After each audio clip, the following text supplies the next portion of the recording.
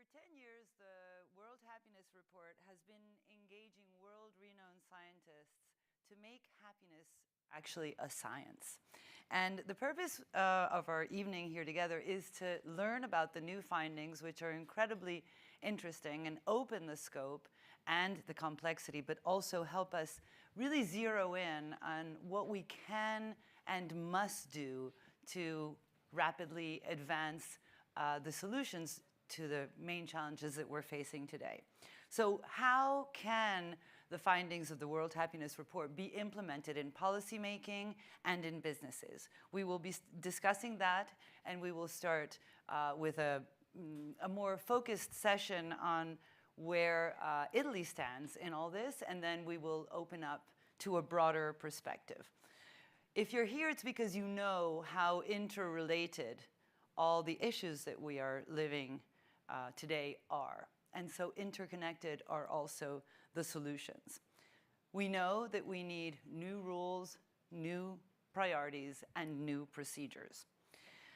So let's start about understanding the term happiness and how it is opened up to include balance, well-being, peace, harmony, words that we might use in our everyday life, but how do they pertain to the 10th edition of this report? And how do they relate to sustainable development? How can they help us foster long-term decision-making when we are so short-term minded, unfortunately, still today? The questions outlined will be discussed in different panels, but let's kick off by giving a very warm welcome to our host, Davide Bollati.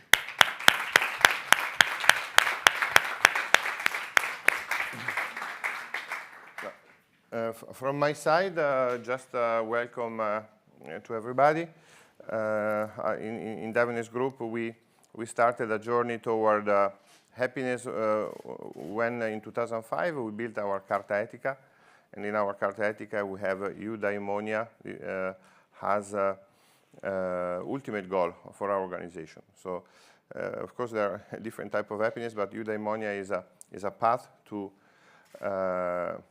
life flourishing, I would say. So it's a holistic approach to happiness, and this is, I think, is the right approach to talk about world happiness today. So I'm looking forward to this discussion and share the findings and reflect with all of you about this very holistic, fundamental need of humanity and the world. Thank you.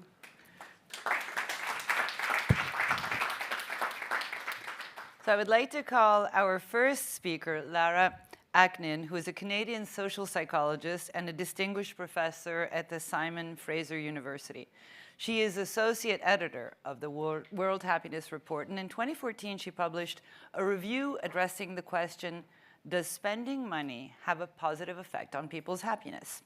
In 2015, the Canadian Psychological Association granted her with the President's New Researcher Award, and in 2019, she received a grant for her project, Can Repeated and Reflective Giving Nurture Canada's Next Generation of Philanthropists? What's fascinating about everything she's done is how there's a constant relation between these concepts that we still tend to think are generic and actual pragmatic action. And one of her publications is also addressing the question of giving leads to happiness in young children. So Lara will speak to us about the evolution of how we intend and measure happiness, and will also give us a specific insight about Italy. Lara, welcome.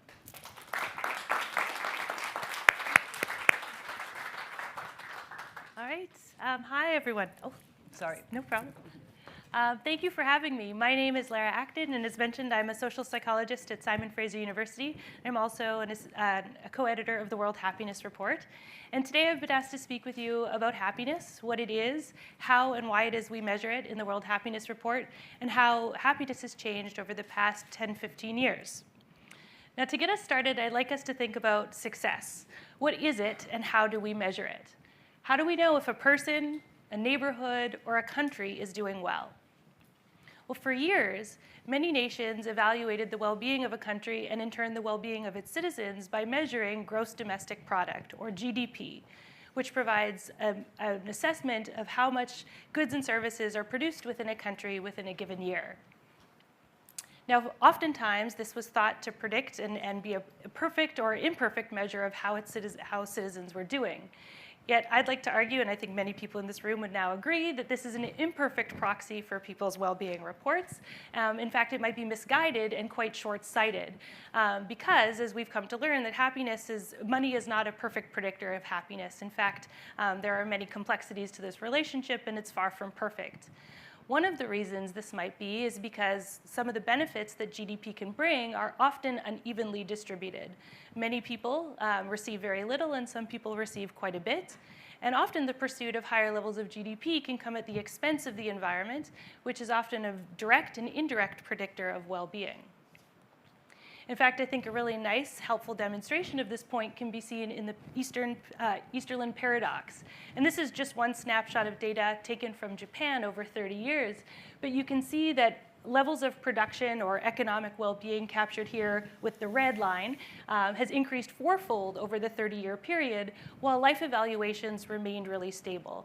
In fact, if you look at negative emotions during this period or even elsewhere, the picture is even more stark. So as economic success grew, people's negative emotions and experiences were becoming even more challenging.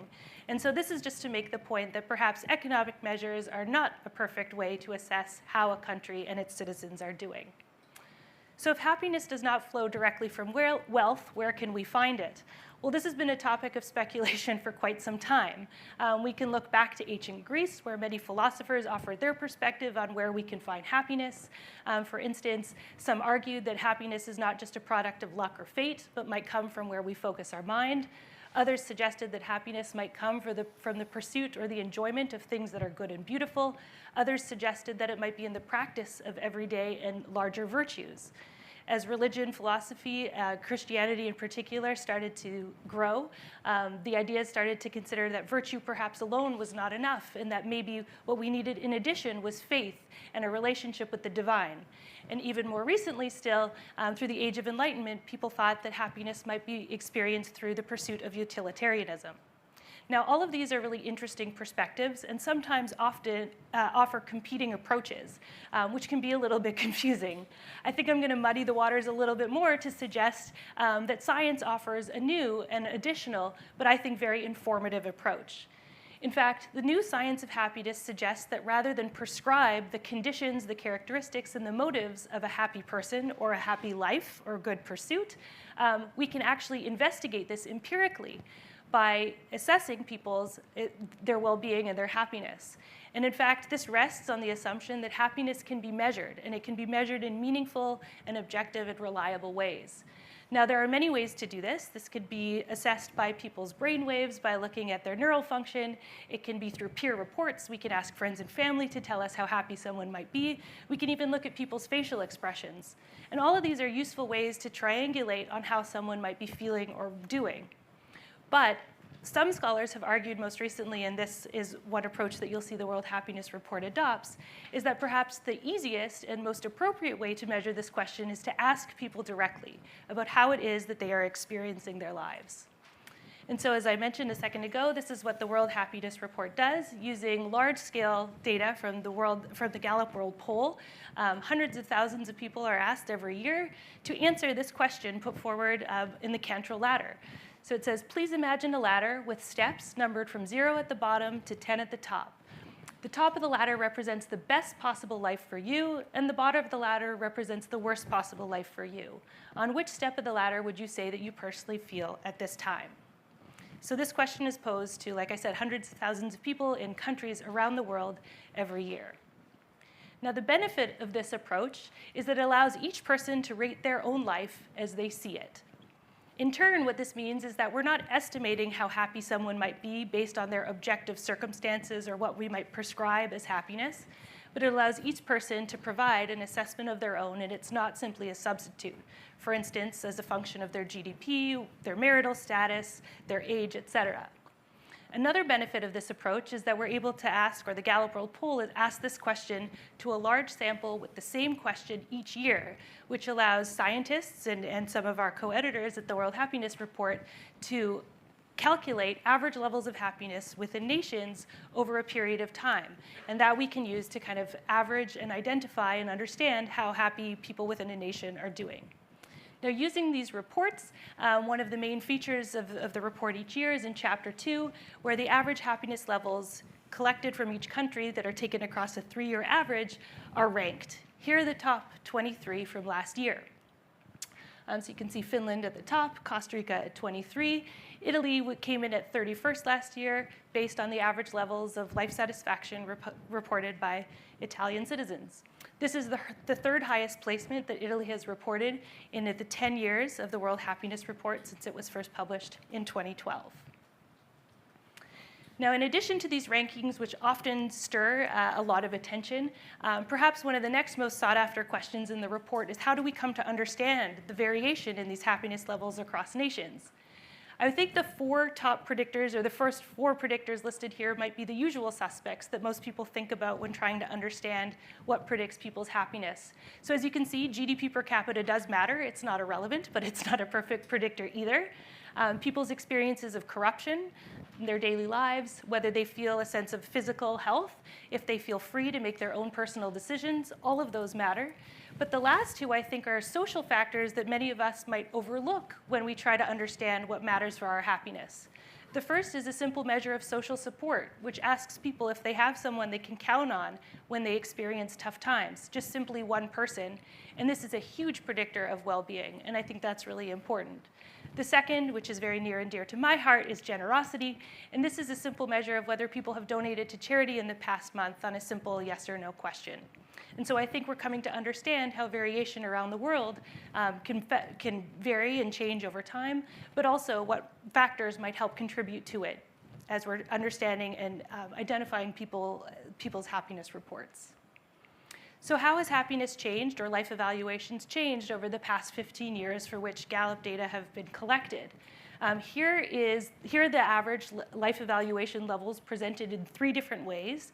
The blue line shows the non-population weighted mean. So what that is just every country is listed at equal value. The pink line shows the average population weighted, but here based on population levels, so larger countries effectively have a bigger say in where this line is leading. And the greenish lime line shows happiness, again population weighted, but now with the 5 biggest countries of US, China, India, Pakistan, and Indonesia removed. As you can see, there's quite a bit of variation, but also it's not all over the map. What I think is important to notice is that there's a lot of variability by region. So in the past 15 years, Central and Eastern Europe have increased quite a bit, whereas Southeast Asia and North America, Australia, and New Zealand have declined quite a bit. So there's complexity in the details. I thought you might be interested in particular in knowing about Italy, so here are the data from Italy. As you can see, the trend is quite stable. There's not nearly as much bouncing as you can see in the global data. Life evaluations reached their lowest levels in 2012 and have increased quite a bit since. But even at Italy's lowest point in 2012, this was still above the global rates. So it's helpful to know that that's probably why they're close to the top in 30. So in closing, I just wanted to hopefully help set the stage for today's conversation, which is to point out that happiness, there's the science of happiness that is kind of alive and growing. It suggests that we do not need to perhaps rest upon imperfect proxies for understanding how people are living their lives, but that we can ask people directly and get reliable and helpful and scientific measurements of this question. And that's valid and important because we want to understand how people themselves are living their lives. It also helps us try to understand what help people lead happier and healthier lives. And that's desirable because we want people to experience this sought-after state, but also because happiness is quite an effective thing for predicting other things that we care about in life. For instance, happier people tend to enjoy higher levels of physical health. They tend to contribute to and enjoy more supportive relationships. They experience higher levels of personal achievement. They engage in more generous and pro-social behavior, and they're also more likely to help the environment. And so, as was already alluded to, this is a complex thing that we're going to be talking about, and many things are interwoven. But this is just one one other beautiful feature, I think, of the data is that there's quite this virtuous cycle, such that many wonderful things in life lead to higher levels of happiness, and higher levels of happiness in turn foster many of those things. So thank you. Thanks. Sorry. As you can see from the setup, this was not really planned, but I can't resist the temptation of asking Lara a few questions. Now, you have, a lot of your work is focused on actually giving, and Italians are givers, carers, lots of volunteer work, and all the rest. Do you see this predisposition as a culture, as a country, possibly carrying over for caring for the environment? It's not a direct relation, but as a psychologist, how do you see this happening? And do you see it happening? Yes, so I think there's some really interesting data that's emerged recently from a collaborator, Abigail Marsh, who's shown that actually various levels of generosity tend to coexist in various ways. So people who tend to give their time, also give their resources, are more likely to give of themselves in many ways. And giving to the environment, I think, is one facet of that. And challenging to create consensus on the meaning of these key words, because then when you do a scientific research, it's a key word and has to lead to clear findings. How does one generate consensus over such potentially broad meanings, but also so specific? Do other sciences come into play? Yeah, how would that work? Yeah, well, I think that's a large and complicated question. One chapter of this year's World Happiness Report was digging into the complexity of how different cultures define and philosophize, grounded in philosophy, think about happiness. For instance, some see it in more calm, peaceful states, restful states, whereas in North America it tends to be, and Europe, I think, a lot more of these activated states. But one of the beauties, I think, and one of the ways in which science has moved forward with some consensus is the Cantor ladder question really allows a similar assessment, but allows people to kind of impose their own assessment. And so, as you notice, it's asking people to imagine their best possible life, and it's not prescribing what that is. For some people, that might be millions and millions of dollars, and for some people, that might be lounging at home drinking coffee all day, and it might look very different. And so I think the consensus, at least in this survey and this report, allows people to answer a standard question, but impose their own meaning upon the interpretation of the question. Thank you. You're very welcome. Thank you very much. Thanks.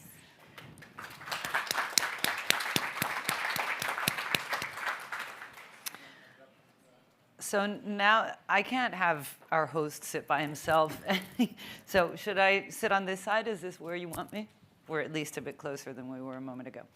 So now we'll take a broader perspective on happiness to explore why and how the journey towards happiness is so deeply related to the health of natural and human environments, and what businesses can and are, in this case, doing to be part of the change that not only do we want, but we need to see happen.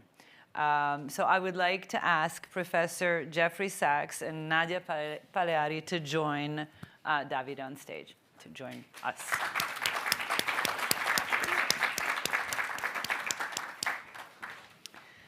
So planet, people, and prosperity, we know, are three key, essential, interwoven pillars of sustainable development. And Jeffrey Sachs is advancing our understanding of how to win the grand challenges of our time with a systemic approach that connects, and that not only does the approach connect areas of knowledge and sciences, but his personal experience has really given him the knowledge and the understanding of the complexities like maybe very few other people, because he is connecting areas, as I said, of sciences, generations, cultures, communities, industries, and institutions.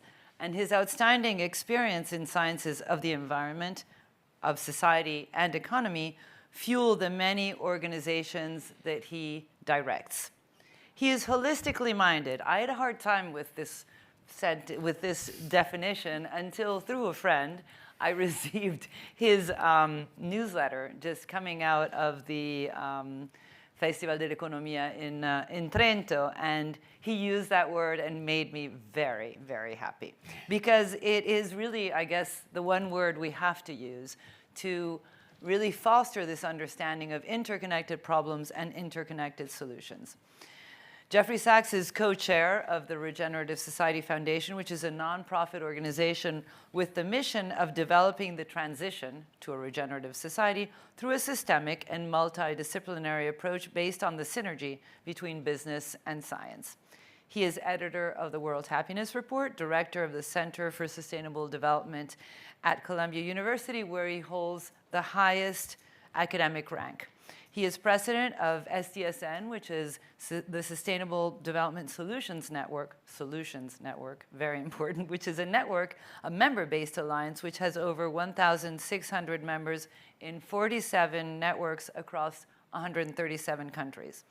Previously, Professor Sachs was director of the Earth Institute at Columbia University. He served as special advisor to 3 UN Secretary Generals, author of 3 best-selling books, and for over 20 years he taught at Harvard University, which is also his alma mater. So not only does his experience, but his perseverance give us really deep, deep hope. It's wonderful to have you here.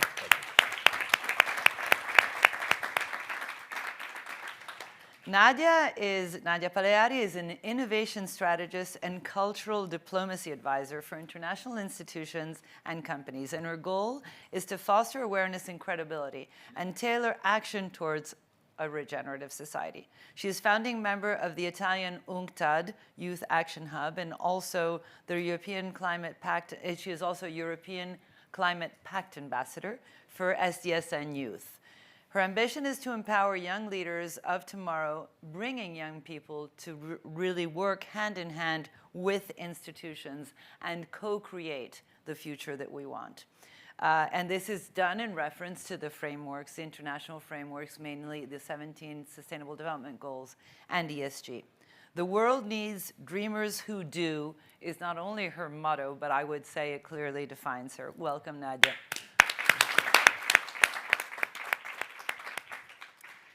Davide Bollati does not need an introduction, especially not in these circles. However, we are grateful to him for what he's doing in his company as chairman of the family-run company Davines, which is an ecosystem that, as you'll learn, has a lot to do, actually, with the pursuit of happiness. He is also a founding member of the Regenerative Society Foundation, and thank you for having us.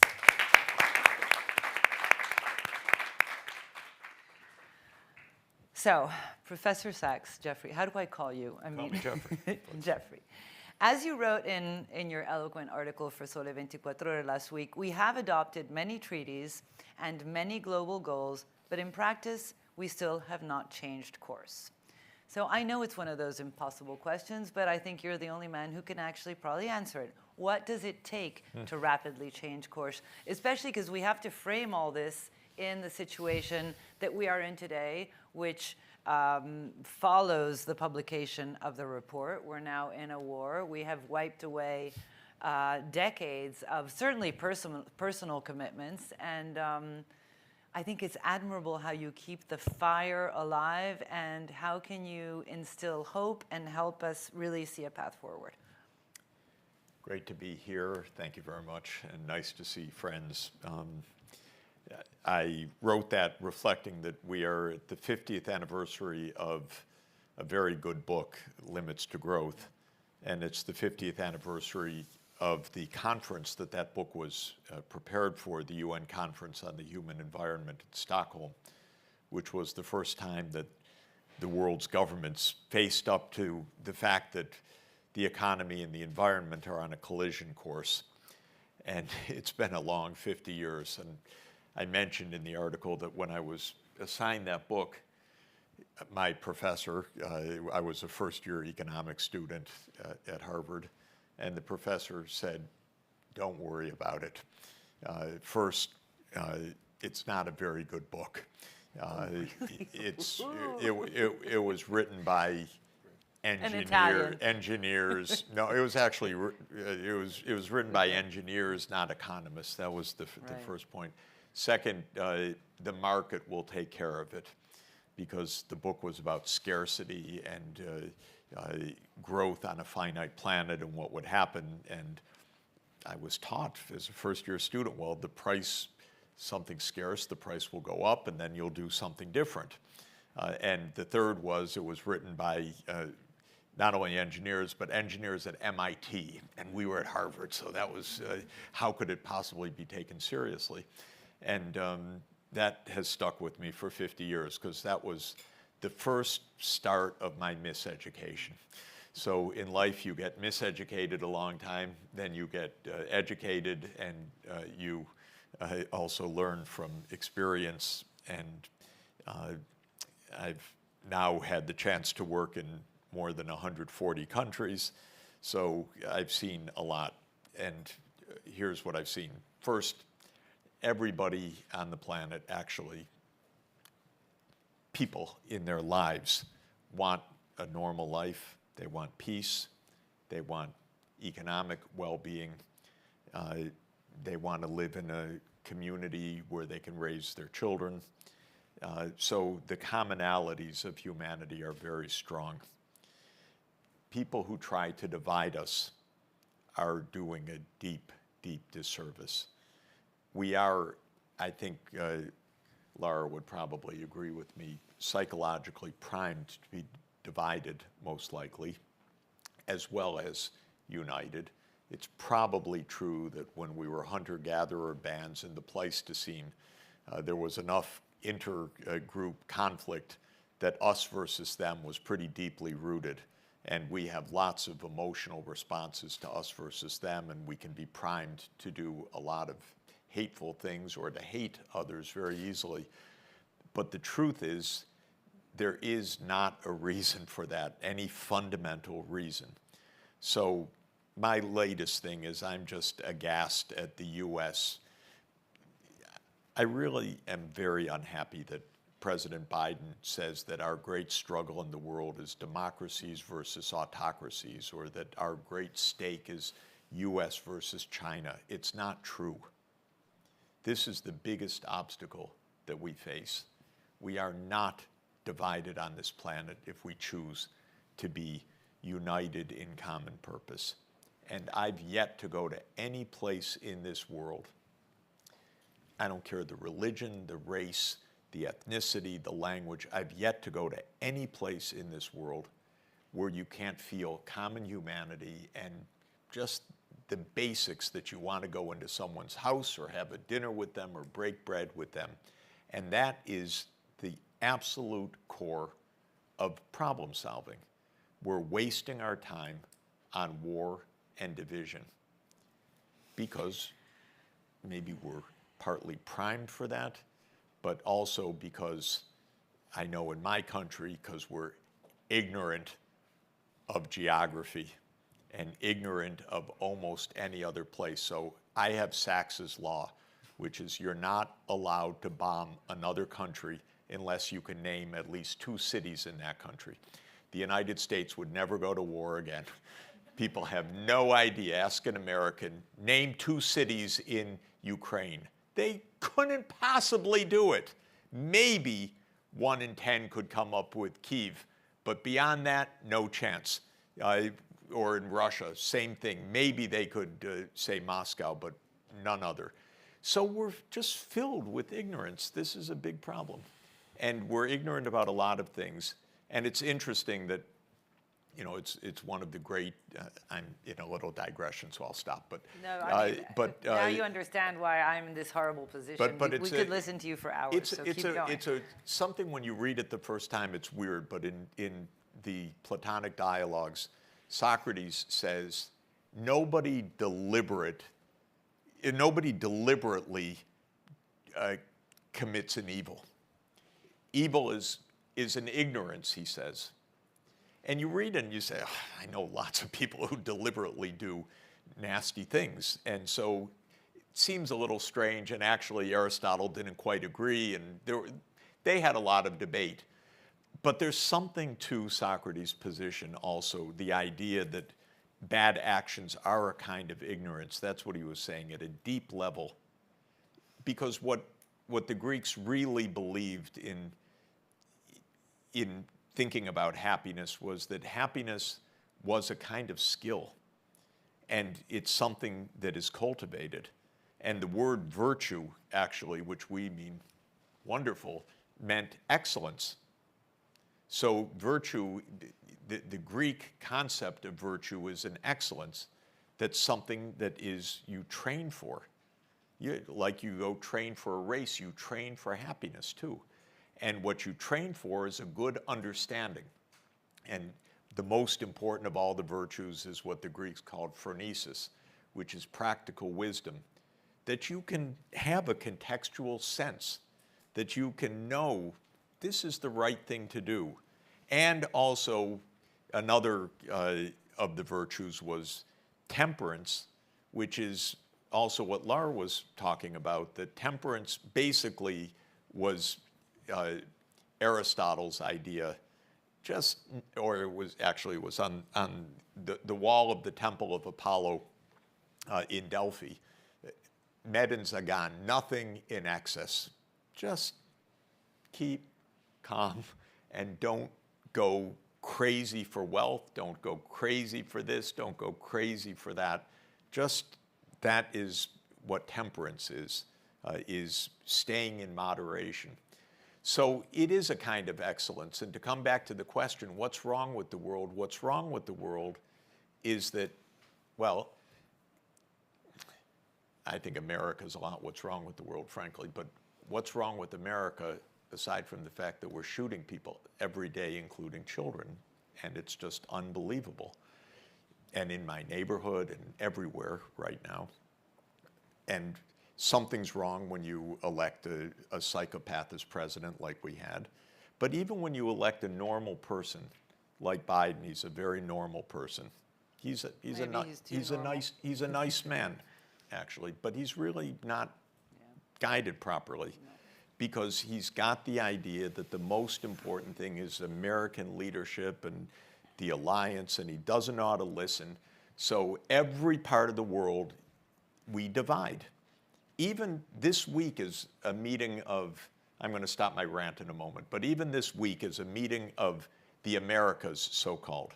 So the first thing that the United States does is, okay, we're going to have a meeting of all the Americas, but not Venezuela, not Nicaragua, not Cuba. First thing. Are you kidding? It's crazy. That cannot be how to interact with people. That cannot be how to interact across nations. And then, very rightly, the president of Mexico said, if you're not inviting them, I'm not coming. And that led to the Bolivians saying, we're not coming. That led to the Guatemalans saying, we're not coming. El Salvador, I think, also was on the list that didn't come. So suddenly, what's supposed to be a get-together is a divide. Well, try to solve climate change in that kind of milieu. Try to solve climate change when the most important thing you have in mind is to expand NATO to Georgia and Ukraine. And you don't think that that's going to lead to a response? When Russia sees, and I'm sorry to say it, they're right. Russia was right on this. Yep. Why should NATO surround us in the Black Sea? That's what they kept saying. We kept saying, we don't want to talk about that. That's none of your business. None of our business. We're surrounded by Bulgaria, Romania, Turkey. You want to add Ukraine and Georgia? No, thank you. Well, I don't approve of the war, but I also don't approve of provocations. And it certainly doesn't lead to climate change action, does it? It doesn't lead to anything constructive. Or to say that every day something about Taiwan, when the idea was keep things calm. There's one China, we agreed to that.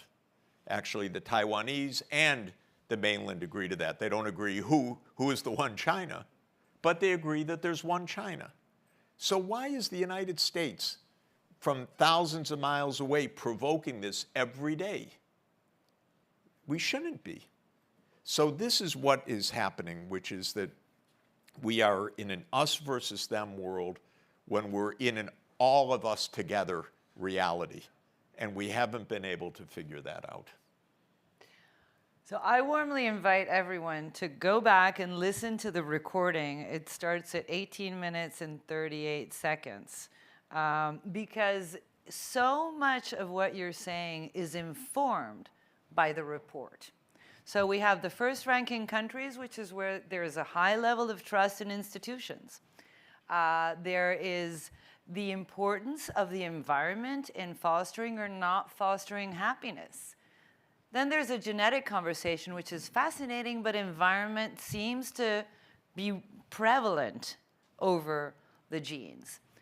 So there's common goals. There's this globalization of the concept. The report informs us that, and it's wonderful how it's laid out, that initially the thought was Eastern cultures will certainly be favoring balance and peace and harmony and all those so-called Zen or Taoist concepts. Instead, it turns out that those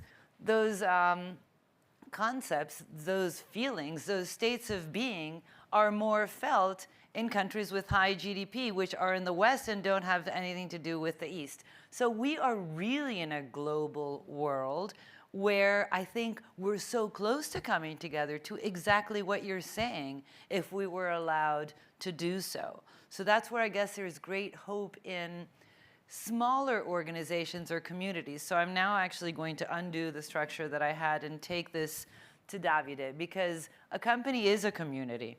And it's a community that follows rules and where there is a direction given. And so in this ecosystem, how is the pursuit of happiness being carried through, and how do you see it foster collaboration, which is really what we need to accelerate? Well, it's all about the scope of the organization, the purpose, why companies exist. In classic economic theory, the company exists to maximize return to shareholders. Then, when it comes to the situation we're living now, there are a lot of proofs that companies that have more of a stakeholder approach, companies that they are pursuing not only maximization of shareholder profit, but they look for triple bottom line, people, profit, planet, companies that have that are more connected to their communities, that are more generous with their employees, that are more that respect more the environment, are more resilient. They reduce the risk of doing business, and within the frame that Jeffrey was talking about before, limits to growth or growth within planetary boundaries, these are the companies that that have a future.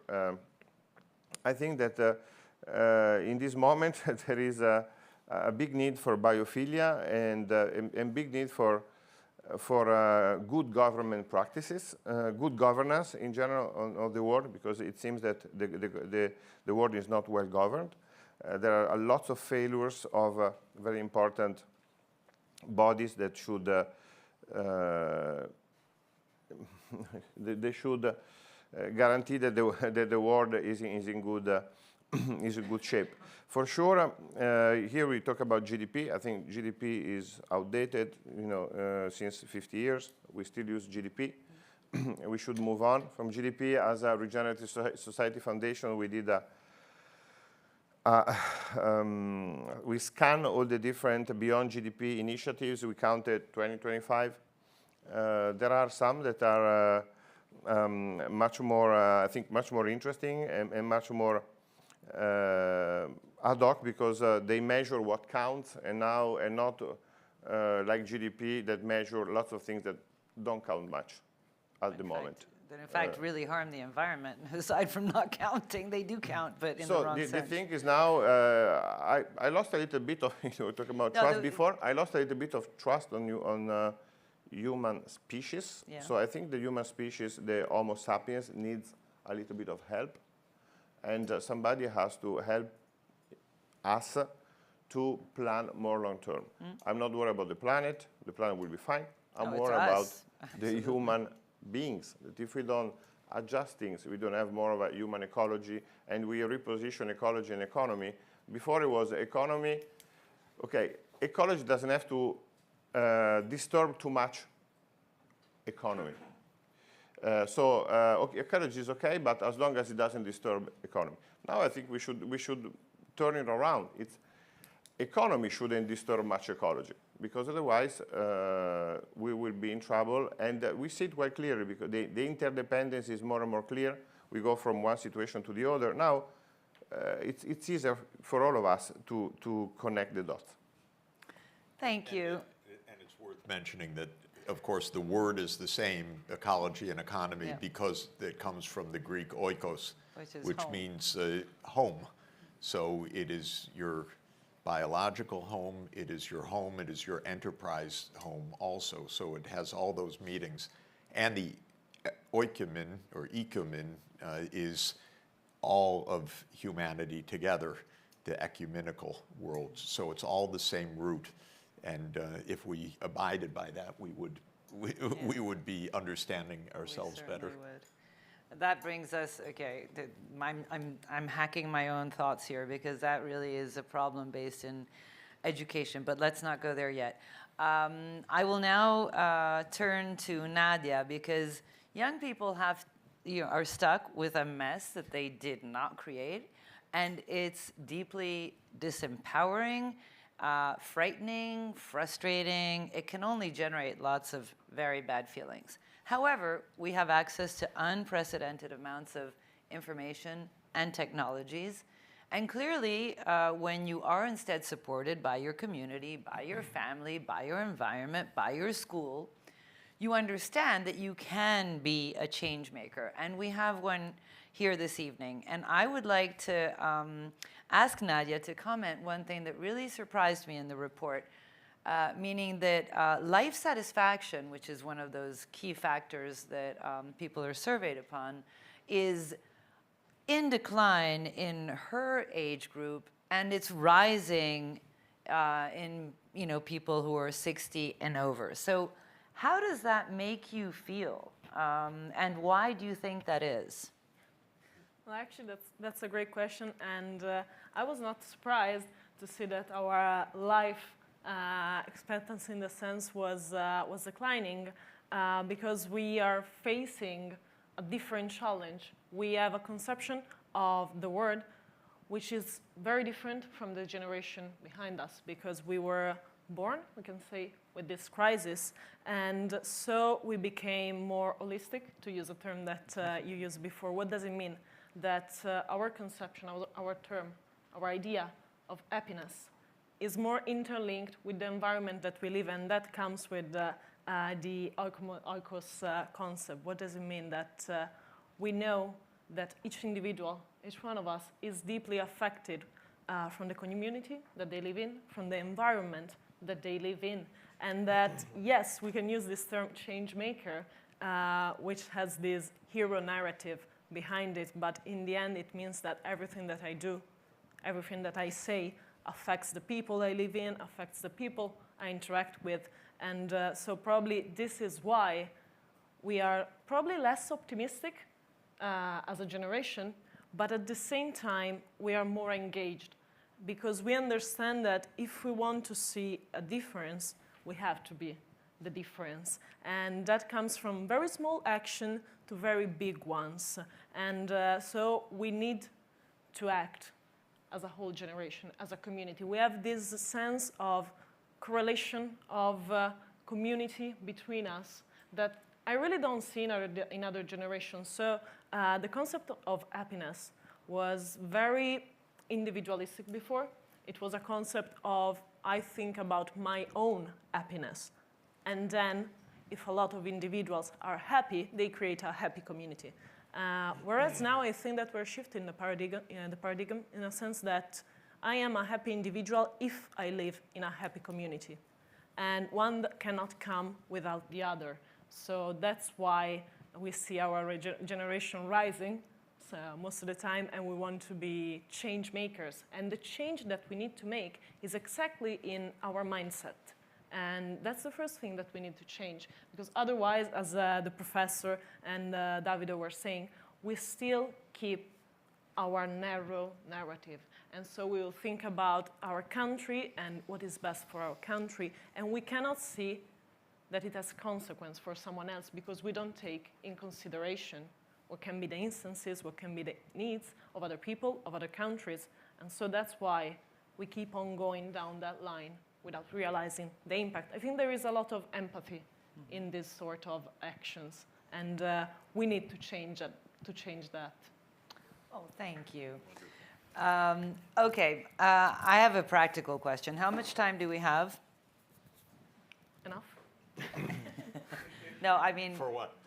No, because I have so many questions. I'm just going to go on. When I have to stop, someone's going to shake me and say stop. So it's interesting, the three of you touched upon one same key factor, which is we need to change, the way we need to change the way our brains are wired, really, in a way. We need to perceive ourselves as a global community. We need to be empowered, and many people struggle for many reasons. So the report suggests that on one hand, there's the genetic research, and going to what Davide was saying, we need to, I'm frustrated by Homo sapiens. If I can ask you three to answer from your own angle of experience, what you think that technologies and sciences can actually do.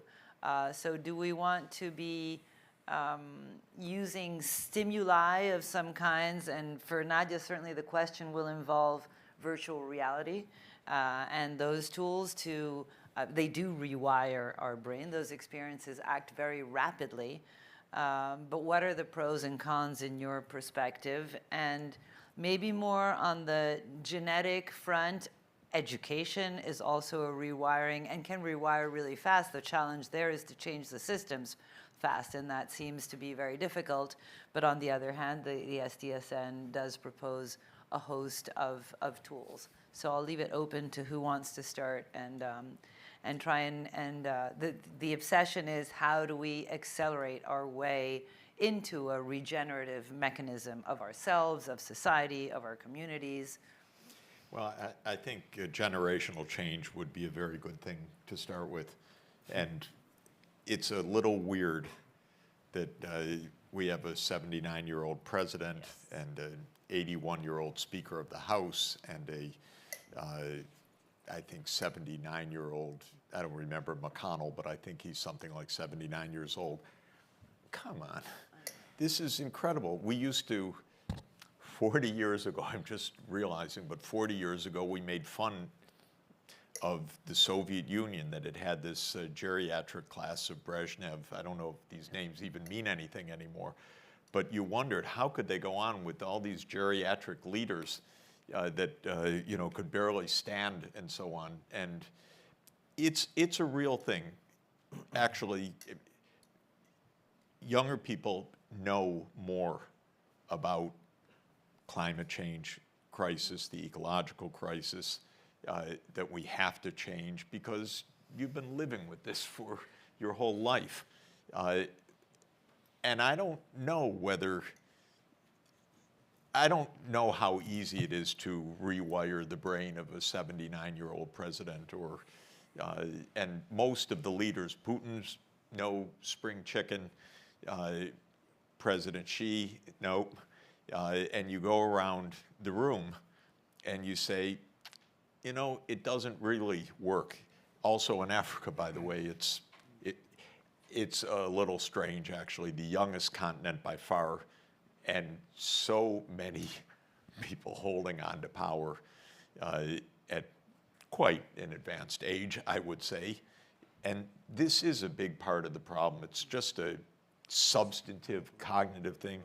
I don't want to go down the route of any rewiring by more mad scientists right now, because I like technology and I like science, but there's a little bit of craziness and danger to it. And it's actually not our real challenge. I personally think Aristotle got it right 2,330 years ago when he said good education, publicly provided, a good middle class so that the society is not stuck between the rich and the poor, good mentorship so you find people who can help, and good habit formation, because ethos in Greek is habit. And ethics is living a good life. And it's not a coincidence, because the idea is that you build the virtues, you build the arete, as they called it, by habit. But you get the habit not out of your own knowledge. It's by listening to Socrates prod you along, or a proper education, or following a good mentor. So those are good methods. But basically, I want our whole class of politicians to just move aside so we could, not that there are some awful younger people. Being young is no guarantee of getting it right in the United States, at least. We have some young, oh my God, don't even imagine it, politicians. But we really need a generational change also, because this is absolutely no way to run things. Oh, thank you for reassuring us on the technology front too, because I mean, I think some people do really feel that, you know, I mean, transhumanism is definitely a direction. I think there will be a divide, those who are happy to be part of the natural systems and those who are going towards being cyborg. I look like one, but it's just a face. No, but you know, it's wonderful for someone who was paralyzed that you can do unbelievable things right now, unbelievable things to rewire, to get people to be able to move, to speak, and so on. But if Mark Zuckerberg wants to live in the metaverse, I can't wait till he goes to the metaverse and stop occupying my space so much, because it's crazy that we're going to live in the metaverse. Could we live in this world properly, honestly? And if they want to go to space, let them all go. One-way ticket. They can use all their wonderful technology. Keep going, we'll cheer you on. I promise. But we want to live on Earth. Yes. Okay. Now to a younger Earthling. We want your perspective on this. Yeah. I mean, I can totally agree on this last cheering of time and space travels. And at the same time, I think that you touched a very interesting point, and it's one of the things that I struggle with the most, because we talk a lot about technologies, and especially towards young people. We are always asking about technology, virtual reality, augmented reality. How can we use that, and how powerful can it be? And it can be immensely powerful. It is, of course, one solution that will grow and gather more and more importance. But I think that in the end, as everything, it's a tool. So whether it's virtual reality or a piece of paper, we can do the difference anyway. What's the point? That virtual reality is great specifically, for example, for education. It's great to come up with new solution for also testing alternatives of what we're currently do. I see the potential of virtual reality in education. Mm-hmm. It's great because we cannot just learn, but we can learn by doing with virtual reality. And one of the things that works most, especially for young people, is just not studying on books, but to study and actually practicing. So virtual reality is definitely one of the things that we need to use going forward. And also about testing and seeing alternative. I see the potential of virtual realities in urban sustainability, or in thinking about green cities. Cities will become, hopefully, more and more green. And the Internet of Things, in these terms, will be the solution that we need to watch out for. So there is a lot of potential, but as I was saying, it's a tool. And as every tool, it is neither good or bad, but it depends on the use that we do with it.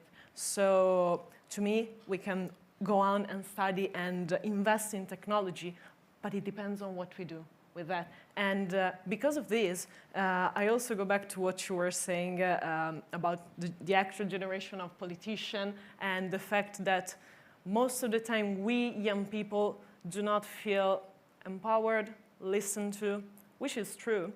But I also see a lot of time that there is a narrative, a confrontational narrative. It's either you or us. It's like take away the old class of politician and let the new one bring the change. I don't think that this is really the solution, because the point is that we're facing a new kind of challenge. We're talking about habits, and habits are exactly the problem here, because we're facing new challenges, and we're trying to solve them with the good old habits, but here they don't work. So the problem is we have, once again, completely changed our mindset, but we young people, we do not have the solution. We are eager to find the solution, of course, and you don't have either. And we're trying to ask you questions, to ask you for answers, which you don't have. And at the same time, it seems that we want to take over and that we have answers, but we don't. So the point is, we have to talk in the end. We have to create a dialogue, because it's not by excluding some parts of society that we're going to find a solution. The point is, as everything in human society has ever been created, it's been through confrontation, it's been through dialogue. So that's why we young people want to be involved in dialogue, because I've seen it with my activity. When young people were not just involved for the sake of being at the table, but they were actually listened to, they really participate, they brought their own solution, which most of the time, yes, they were innovative, because we have maybe weird approach for the old class. Well, then new frameworks, new idea, new methodology came up, and it was useful either for us, either for the old generation. So I'm sorry for saying old generation, maybe I should say senior, but you understood me. The more experienced The more experienced. But actually, it's true, we don't have your experience. We may be more innovative, but we lack the experience. So that's why we have to collaborate. And in the end, it's about creating intergenerational dialogue. And also international and local dialogue, because I see a lot of discussion happening on the international level, but they never reach the local. So there is these correlations, and once again, that we need to create. As we see more and more that intergovernmental institutions, governments at the national level, or governments also at the local level, have less and less clarity. They are more and more in the short term, and they don't have a holistic view of things. I think that the role of companies, specifically a certain type of company that can present a holistic view of economy, like B Corp, for example, can represent hope for this world. Economy is very important. If we can shift the economy towards a more long-term perspective, towards an ecological transition, for sure we can impact the world positive and give more hope at the local and at the global level. The governments and all those institutions, if we look around, in this moment is a bit discouraging, unless we see a lot of bad dictators, more or less bad. I never saw a good dictator. we should find good dictators that run governments with the same strength that governments run, that bad dictators run, but so that we rebalance. So while we wait for good dictators to take over the world, the company, the private sector can play a role, and I believe very much in the power of the B Corp movement that is growing every day. Thank you. So now I'm going to make myself pass the word to the floor, because we have students and we have you, and I'm sure you have many questions. So go for it. Don't take too much time, or I'm going to jump in with more of mine.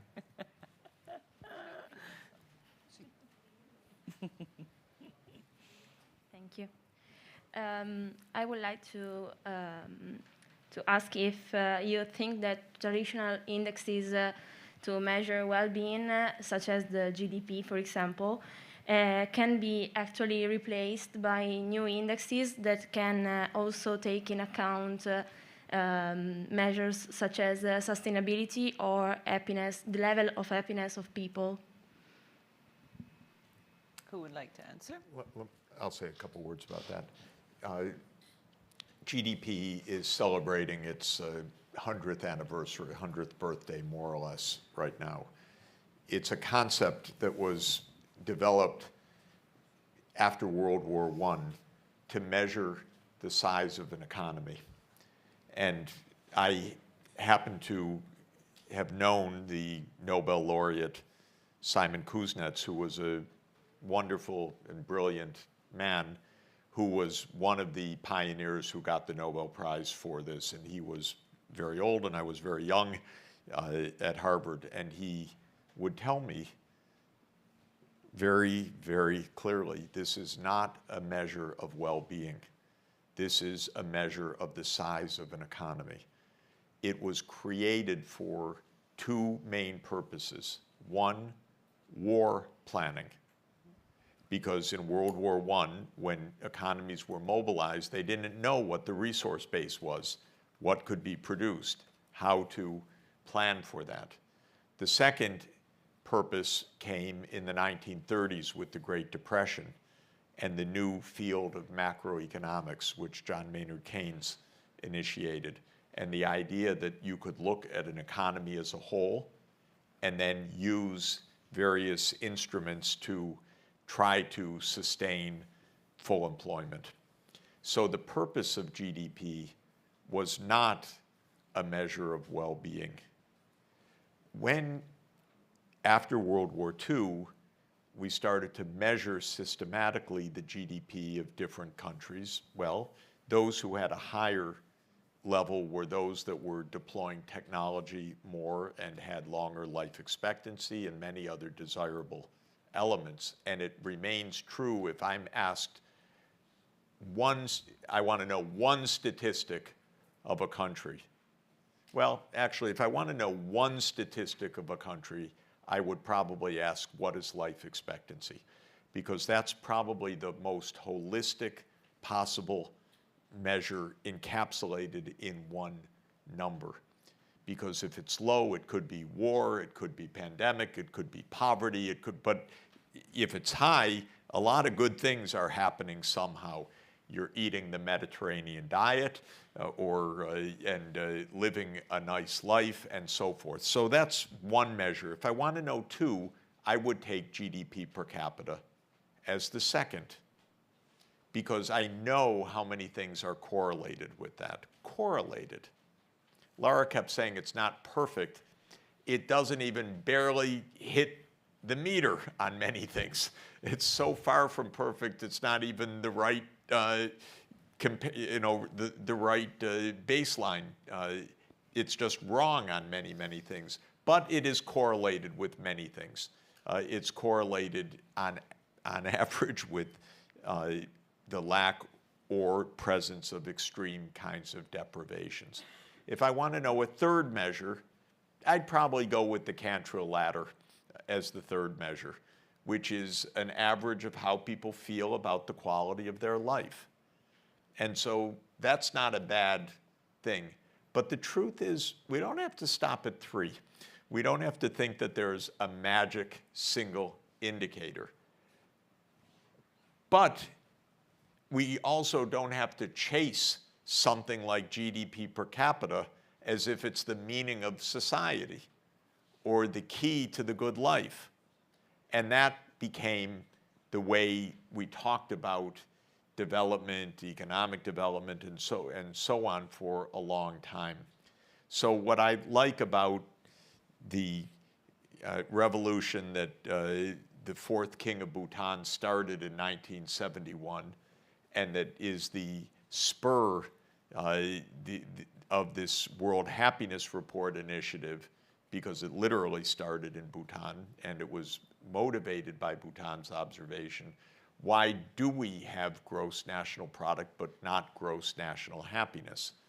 And lo and behold, you could actually measure the happiness either by asking people or by looking at different dimensions that you think are important of a person's or a society's happiness.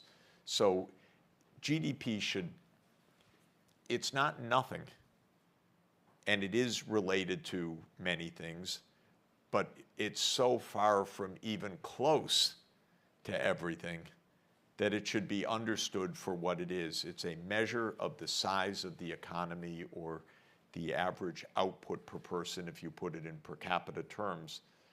But what's output? We know it misses a lot of points. The output could be horrible stuff. It could be polluting stuff. It could be nature destroying stuff. It could be stuff that just goes to Elon Musk and Mark Zuckerberg and not to 100 million other people. So we know that it can't be right to follow that. So having a range of measures and broadening our mind, but happiness should take a special place in one sense, that all these measures are measures of things, but happiness, at least in concept, is a measure of purpose. Yeah. Why? What are we doing it for? And that's what Aristotle, he's my guy. I like him. That's why I keep mentioning him. That's what Aristotle said, that what is it that is the good to which all other things aim? And he said it's eudaimonia or evdaimonia, which we translate as happiness or as thriving. But it means that when we think about how a company should act or how a government should act, the idea of thinking about act in a way which makes life as worthwhile and rich as possible is not rich in that sense. Worthwhile and as satisfying as possible is what we should be after. And if that's a tricky question, it at least narrows the scope a lot, because it tells you a lot of things we shouldn't be doing. But many governments, they use GDP to shape their economic policies, and unfortunately, again, there have been more than 20 different indexes that have been proposed in different times in different zones as alternative to GDP, like for example, Better Life Index or OECD, or even in Italy, Benessere Equo e Sostenibile, BES. But none of those new alternative indicators have taken the stage. So GDP is hanging there, quite. I don't know why, but it's hanging there.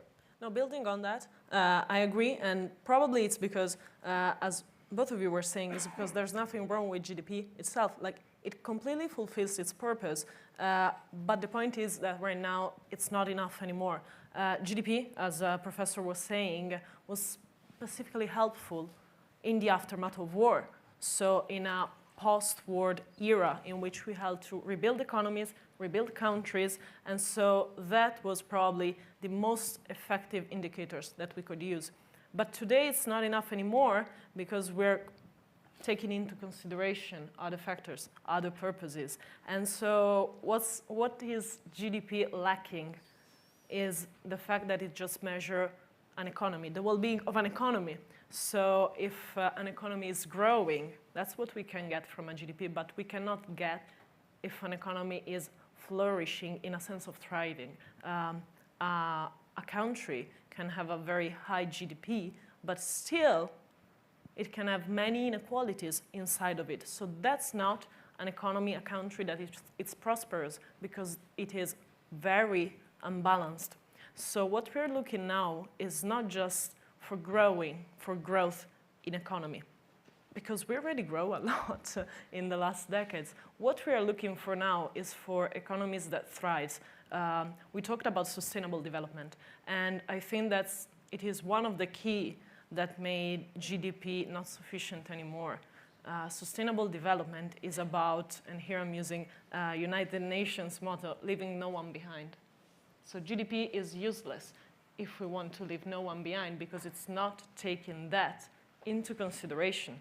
So we can, of course, use GDP, but as the professor was saying, we have also to take into consideration other indicators, other factors. And we don't really like that, because most of the time, we just want to see a number. We want something that tries to say it all with a number.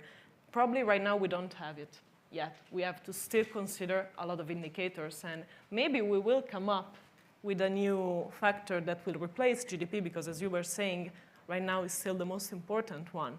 But for now, I think that we have to consider and to understand that we have to consider different indicators, as GDP is just one of them. And it's completely fine, it's useful, but at the same time, it's not enough. So how we feel is quite relevant, and in the end, that is not certainly measured by GDP. Are there other questions? Or I don't know if, do people know what Robert Kennedy said about GNP? No. Because it's probably the most beautiful, succinct words it really is. said. I want to read them. He was a very special person, and he was killed this week 54 years ago. And in a speech that he gave just before his assassination at University of Kansas, he said the following, which is incredible words. He said, too much and for too long, we seem to have surrendered personal excellence and community values in the mere accumulation of material things. Our gross national product now is over $800 billion a year. But that gross national product, if we judge by the United States of America by that gross national product counts air pollution and cigarette advertising and ambulances to clear our highways of carnage. It counts special locks for our doors and the jails for the people who break them. It counts the destruction of the redwood and the loss of our natural wonder in chaotic sprawl.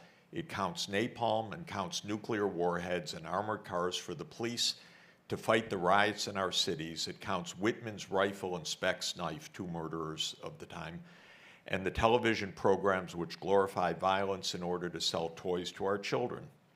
Yet the gross national product does not allow for the health of our children, the quality of their education, or the joy of their play. It does not include the beauty of our poetry or the strength of our marriages, the intelligence of our public debate, or the integrity of our public officials. It measures neither our wit nor our courage, neither our wisdom nor our learning, neither our compassion nor our devotion to our country. It measures everything, in short, except that which makes life worthwhile. And it can tell us everything about America except why we are proud that we are Americans. If this is true here at home, so it is true elsewhere in the world. Could not have a better way to wrap this up. I really hope everyone reads, but reads really allowing this report to satiate so much curiosity. It is so revealing on so many fronts. It really, and it's also a good read, which is so important in the world of communication today. Usually reports are not good reads. This is also a good read. So please, please read it. Do we have other questions? I have a question for Dr. Sachs. You have been here a couple of years ago, and I just want to get a sense of where we are.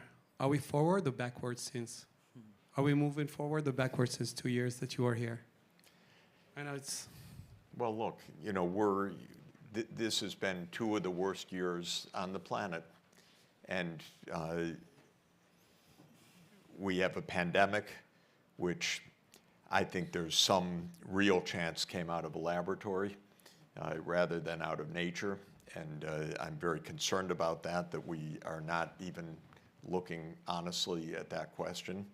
And we have a war that should have been avoided, but wasn't avoided, and is today raging not so far from here. And with all sides saying we don't talk, we continue to fight because we're going to beat that son of a bitch, whoever the other side is. And this is awful and dangerous. And next time when I'm here, I hope I say, well, that was, you know, that was when the fever broke, because we saw what a disastrous course we were on and we cleared our heads. And that's absolutely possible. It's absolutely possible. We don't know.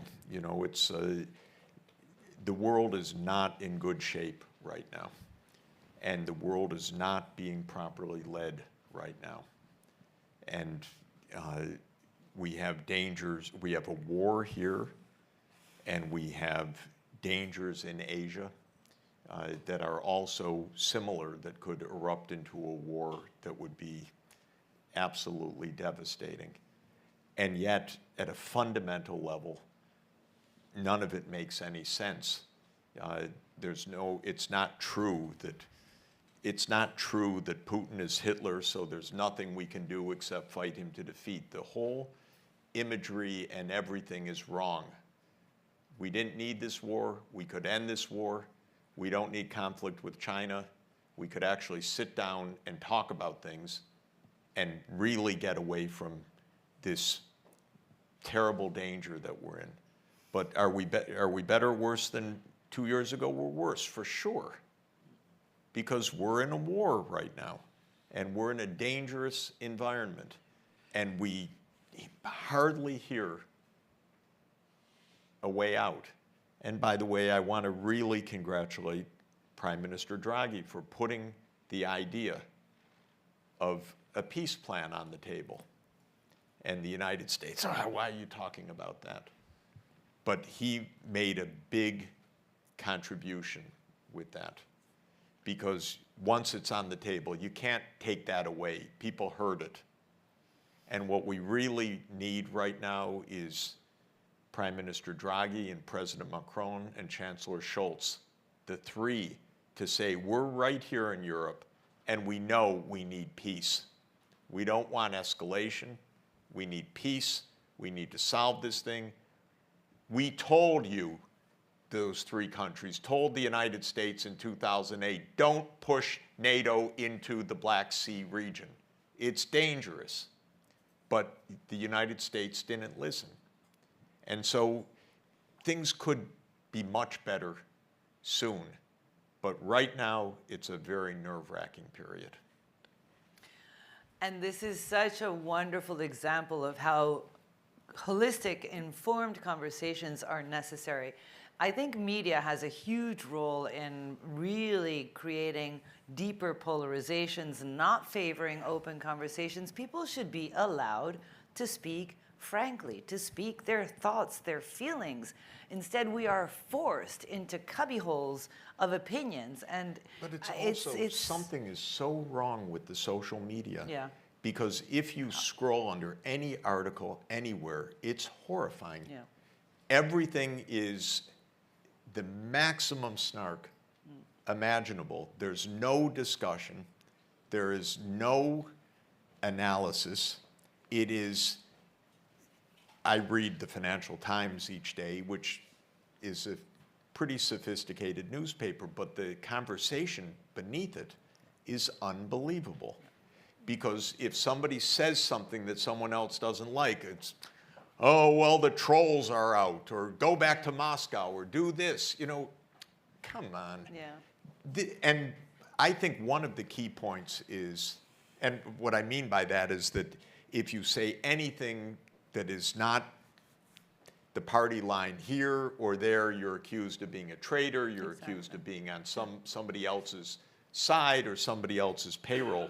And one of the big problems, in my view, is that people are anonymous on social media, and they're encouraged to be. Why don't, if you want to participate, name, address, who you are, and then participate as human beings. But then you're responsible for your words. So watch them a little bit.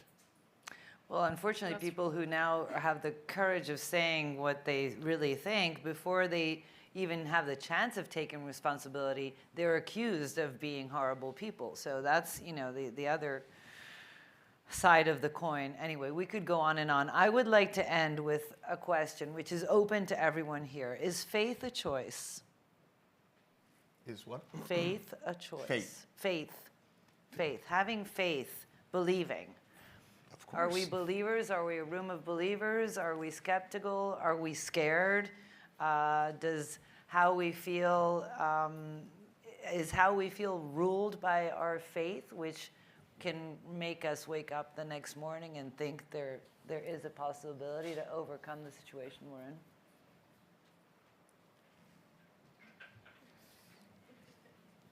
Let me say the following. After a number of years of reading a lot of philosophy and a lot of theology over the last 2,000 years, the best philosophy and the best theology, and it means also whether you're secular or religious, in my view, doesn't enter this particular question and this particular issue in the following sense.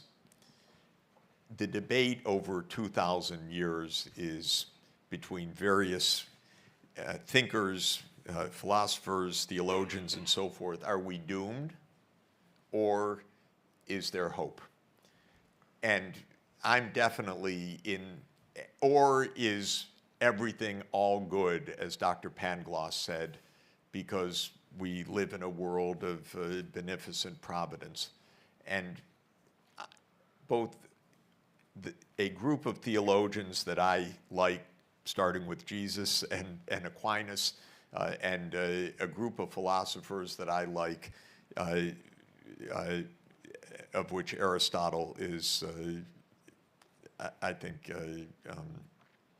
key, is that we're both good and evil. We're both capable of wonderful things. We're both and bad things. We're both capable of social cooperation and the worst kinds of impulses, and that our job is to build something positive. That's our job. That's what gives a good life. That's what leads to happiness. That's what makes the polis, the civic society, possible. So I don't think, when you read 2,300 years of this, by the way, you realize it's not going to all be wonderful next year. This is humanity, that we should be pushing for better things, and they can be achieved. And if you don't push for better things, things can absolutely get worse and spiral downward. And so that's our job. I don't expect for the ultimate perfection in this, but I think it's a great place to aim, because it gives you a good direction. And that's no matter, I think it's no matter how you define your faith, the idea that we can make a better world, I don't see how that could be denied, possibly. And it's what pushes us to evolve, probably, right? And I think it's what makes life interesting, after all, to aim for that. That's what we're trying to build. Definitely. So it makes it fun. Yeah, I mean, that was no easy question at all. And I totally agree. And in the end, I think that there is one phrase that came to my mind when you were asking this question, which probably most of us have heard before, and it is that whether you believe that you can do something or you cannot do something, either way you're right. And it's a very shareable quote for social media, but at the end, the concept, it's very true. And it comes from a concept that I really believe in. At the beginning, you were saying that I'm a dreamer who does, you know. And I really believe that, and it comes from this phrase, this Latin phrase, which is homo faber fortunae suae, which is, it's the man that creates, is the maker of its own fortune, of its own destiny. And it's not about having faith or not. It's just that it's really residing in each one of us. And if we have faith, of course we can believe and act through that. If we have not, we can do it either way, but it resides in the human being itself, and that's in our hands. And whatever we do with that, then it will lead to a purpose and to a goal. Thank you. That's very So let me ask you also on a philosophical level. Pascal was a mathematician. When they asked him, do you have faith or not, he was calculating. He said, okay, out of calculation, it's convenient to have faith. Because if you win big prize. If you lose, you don't lose anyway. You don't lose much anyway. So mathematically, yes, it's good to have faith. Anyone want to wager. Exactly. Anyone want to add their feeling on faith? No? Any burning question to ask, or no? So thank you all very, very, very much.